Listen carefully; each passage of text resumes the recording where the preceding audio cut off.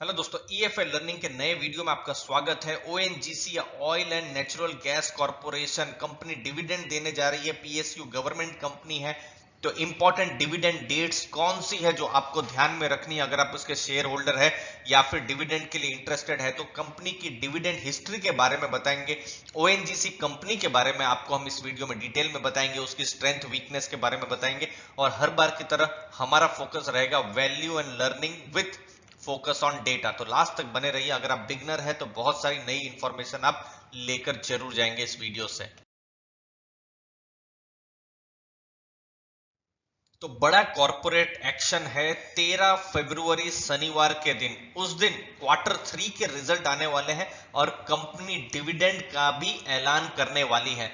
तो डिविडेंड कितना रहेगा हमको 13 फरवरी को पता चलेगा। लेकिन डिविडेंड के लिए अगर आपको एलिजिबल होना है तो आपके पास स्टॉक होना चाहिए 17 फरवरी से पहले, क्योंकि एक्स डिविडेंड डेट है 17 फरवरी। मतलब अगर आप 17 या 18 तारीख को अगर आप स्टॉक खरीदते हैं ओएनजीसी का तो डिविडेंड नहीं मिलेगा। 17 से पहले ही आपको खरीदना पड़ेगा। ये कोई रिकमेंडेशन नहीं है, ये सिर्फ लर्निंग और एजुकेशन पर्पस के लिए ही हम आपको बता रहे हैं दोस्तों।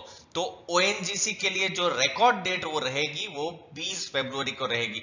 डिविडेंड कितना रहेगा उस दिन पता चलेगा और उस दिन एक्सपेक्टेड है कि डिविडेंड कितनी तारीख तक आपके अकाउंट में आ जाएगा वो भी कंपनी बता देगी। अब आपको इंपॉर्टेंट चीज बताते हैं कि कंपनी ने पास्ट में कैसा डिविडेंड दिया है तो आपको कुछ आइडिया आ सके।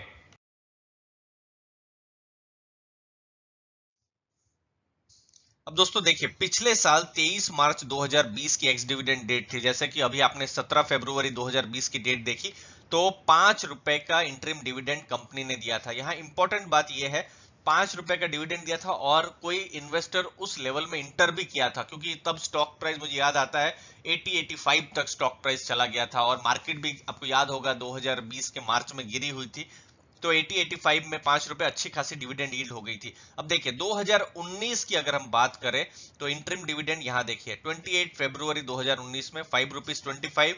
फिर मार्च महीने में 1 रुपए का फिर से डिविडेंड दिया, मतलब 6 रुपया 25 पैसे और ये 75 पैसे का, मतलब टोटल 7 रुपए का। अगर मैं कैलेंडर ईयर के हिसाब से अगर बात करूं तो 7 रुपए का डिविडेंड आया। लेकिन यहां पर मैं आपको थोड़ी देर के बाद चार्ट बताऊंगा कि फरवरी 2019 में ओएनजीसी का जो स्टॉक प्राइस था बहुत ज्यादा था।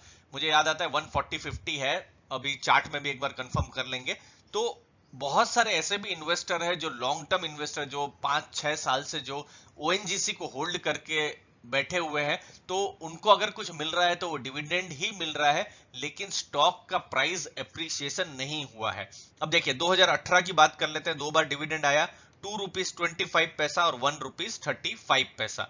अब थोड़ा सा डिटेल में चार्ट पर समझ लेते हैं कि कैसे डिविडेंड यील्ड जो है और स्टॉक प्राइस है कैसे आपका यहां पर इफेक्ट होता है, थोड़ा समझ लेते हैं।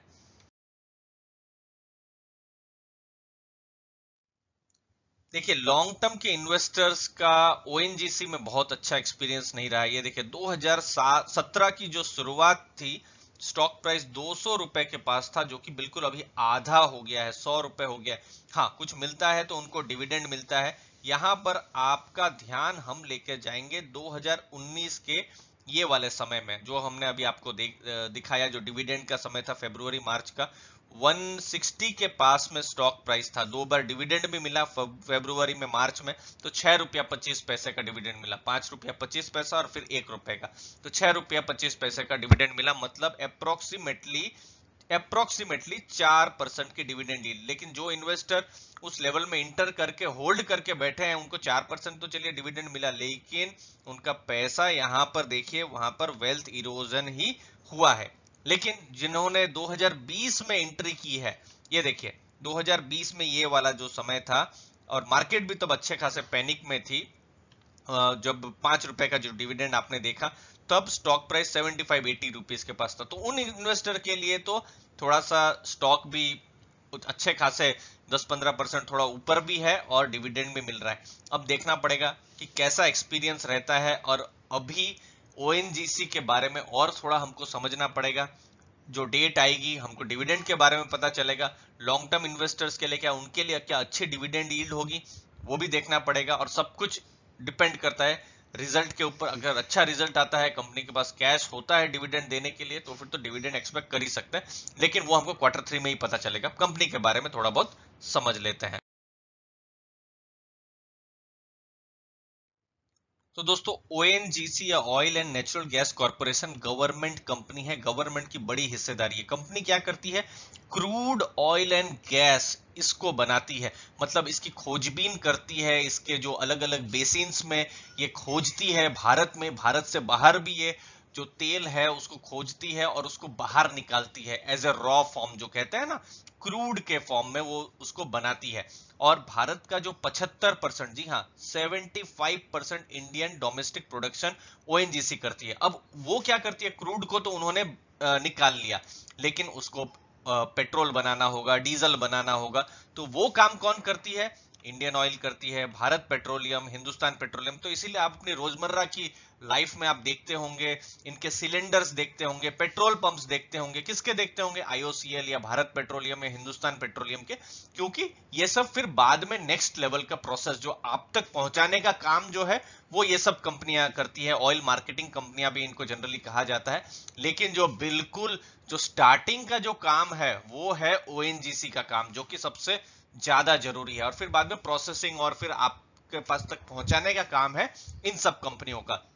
तो इसीलिए इन सब कंपनियों का बहुत ही डीप में इंफॉर्मेशन, नॉलेज होना बहुत जरूरी है, इससे पहले कि आप इन्वेस्ट करें। हम स्ट्रेंथ और वीकनेस में अभी थोड़ी देर के बाद भी हम आएंगे। अभी देखिए, 15% भारत की रिफाइनिंग कैपेसिटी जो है ओएनजीसी करती है, और अगर खाली इंडिया की बात करें तो टोटल 7 बेसिन्स है, उसमें से 6 बेसिन जहां पर गैस मिल सकता है, उसकी डिस्कवरी अगर किसी ने की है तो वो oil and natural gas corporation या ओएनजीसी ने ही की है।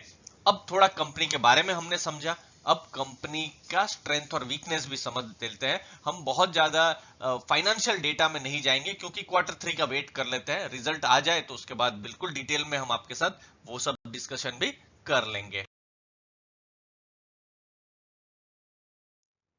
देखिए, ओएनजीसी विदेश लिमिटेड, जो ओएनजीसी की सब्सिडरी है जो भारत से बाहर काम करती है, उसका बहुत बड़ा रोल है भारत की एनर्जी सिक्योरिटी के लिए। देखिए, 37 प्रोजेक्ट्स में वो काम कर रही है, 17 देशों में वो आज काम कर रही है। देखिए, आपके घर में चाहे वो सिलेंडर हो या फिर जो पेट्रोल है, तो कहीं ना कहीं ओएनजीसी का आप यहां पर हाथ देख सकते हैं। देखिए, कंपनी एशिया पैसिफिक है, मिडल ईस्ट है, सेंट्रल एशिया, साइबेरिया जो एरिया है, अफ्रीका, लैटिन अमेरिका, मतलब ऑलमोस्ट पूरे वर्ल्ड में इनके प्रोजेक्ट्स चल रहे हैं।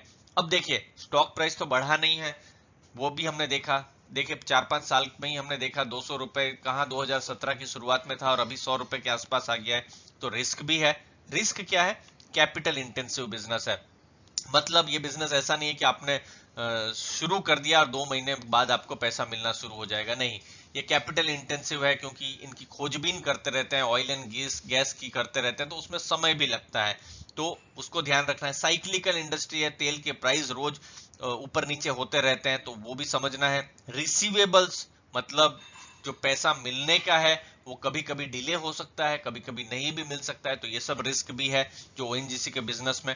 और यहाँ पर एक इंपॉर्टेंट चीज है, कभी कभी जियो पॉलिटिकल रिस्क की वजह से भी हो सकता है बिजनेस में बहुत बड़ा एक नेगेटिव इंपैक्ट पड़े, जैसे कि साउथ सूडान है या सीरिया है, यहाँ पर भी ओएनजीसी का अच्छा खासा काम चल रहा था, लेकिन इन सब कंट्रियों के बहुत स्टेबल कंट्रियां, देश नहीं है ये सब। हम सिविल वॉर और हम देखते हैं कि गवर्नमेंट का ही कोई सुनता नहीं है वहां पर, तो उसकी वजह से प्रोडक्शन शटडाउन हो जाता है। तो ये सब जो रिस्क है, जो एज एन इन्वेस्टर आपको ध्यान में रखनी है।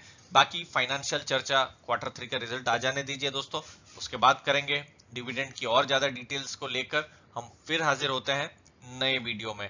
तो उम्मीद है आपको वैल्यू मिली होगी, नई लर्निंग हुई होगी, थोड़े बहुत डेटा भी थे। उम्मीद है आपको बहुत आसानी से समझ में आया होगा। आपने अपना समय दिया उसके लिए बहुत बहुत धन्यवाद।